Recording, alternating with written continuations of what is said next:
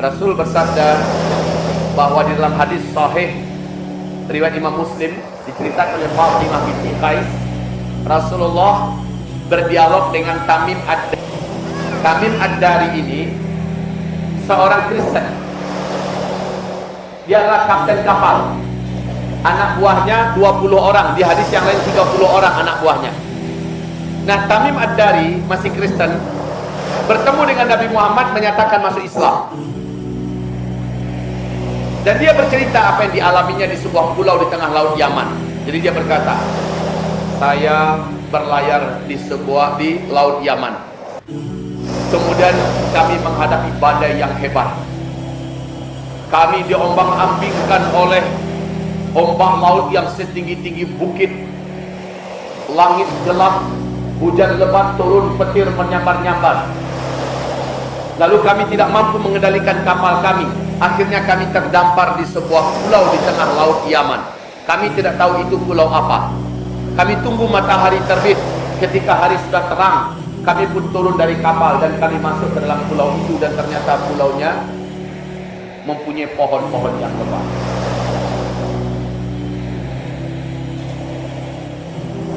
Kemudian kami dikejutkan oleh seekor binatang berkaki 4. Bulu binatang ini sangat tebal, berwarna hitam.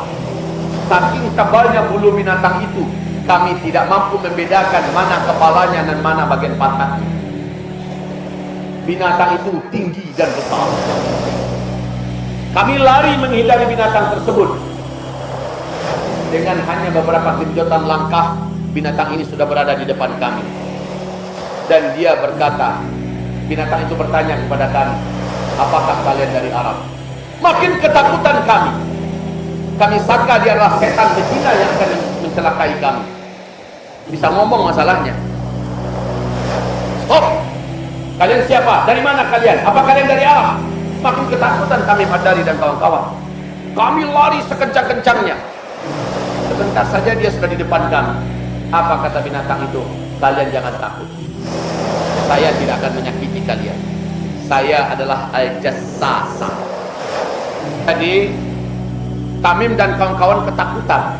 Binatang ini besar, bulunya tebal, kakinya 4, hitam warna bulunya, tidak bisa dibedakan mana kepala, mana pantatnya. Maka macam apa binatang itu? Entahlah.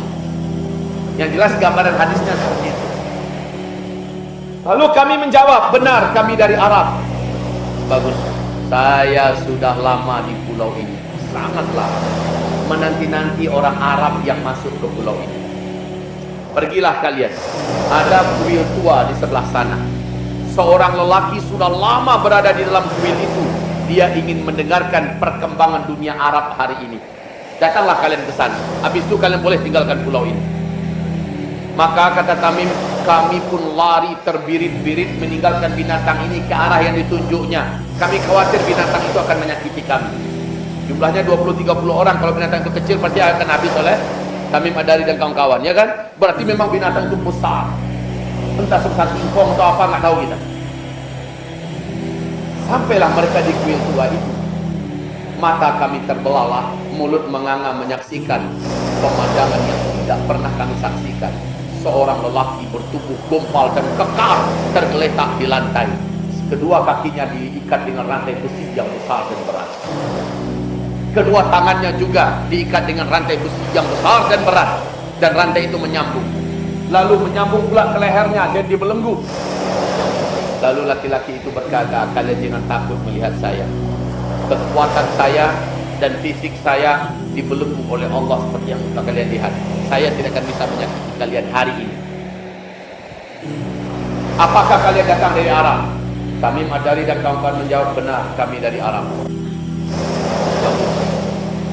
Apakah di Arab sudah muncul seorang lelaki tinggi ngaku-ngaku sebagai nabi terakhir namanya Ahmad? Muhammad dah muncul apa belum? Maka Tamim Ad-Dari menjawab, jika itu yang kau maksud, sudah. Apakah orang-orang mau beriman kepadanya? Maka kami menjawab, sebagian mau beriman kepadanya, sebagian lain tidak mau beriman kepadanya. Laki-laki yang terikat ini berkata, Beruntunglah siapapun yang mau beriman kepadanya, karena dia adalah orang yang benar. Nah, kata-kata si Dajjal yang terikat ini berkesan oleh Tamim Ad-Dari. Dan ini yang menjadikan Tamim Ad-Dari setelah dia keluar dari Laut Yaman menuju ke Madinah ingin menyatakan Islam. Beruntunglah orang yang mau beriman kepadanya, karena dia adalah orang yang benar. Kemudian ditanya, dijawab.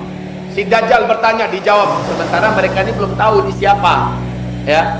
Terakhir pertanyaannya, ketahuilah oleh kalian, jika nabi terakhir itu, jika yang mengaku nabi itu sudah muncul, berarti tak lama lagi masa saya akan dibebaskan. Tapi saya baru lepas kalau 3 tanda ini sudah terjadi. Saya mau bertanya kepada kalian.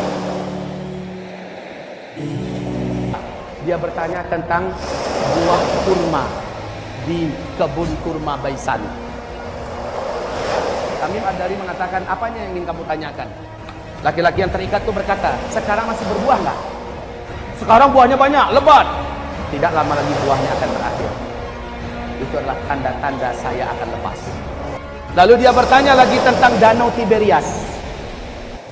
Danau Tiberias, apanya yang ingin kau tanyakan? Kata Tamim Ad-Dari, apakah masih ada airnya sekarang? Menjawablah laki-laki yang terikat itu, airnya sekarang tidak berkurang dan banyak. Laki-laki itu yang terikat ini berkata, tidak lama lagi danau ini akan mengering, tinggal tersisa sedikit. Saat itu saya lepas dan saya bebas. Ketahuilah oleh kalian, saya adalah Al-Masih. Kata laki-laki yang terikat itu, saya adalah Al-Masih. Dia tidak mau menyebutkan namanya lengkap, Al-Masih Dajjal. Dia hanya mengatakan, saya adalah Al-Masih. Ketika saya lepas, saya bebas, saya akan masuki seluruh kota-kota di muka bumi ini. Hanya 2 kota yang saya tidak berhasil masuk, yaitu Mekah dan Tibah, kata beliau. Ketika Tamim menceritakan ini kepada Nabi Muhammad dan dia menyatakan Islamnya, Nabi berkata kepada seluruh kaum muslimin yang ada di Madinah, ketahuilah oleh kalian, lelaki yang ada di pulau laut Yaman itu, dia adalah Dajjal. Dialah Dajjal. Demi Allah, ciri-ciri yang aku ceritakan kepada kalian lengkap semua yang ada diceritakan oleh Tamim barusan kepada saya.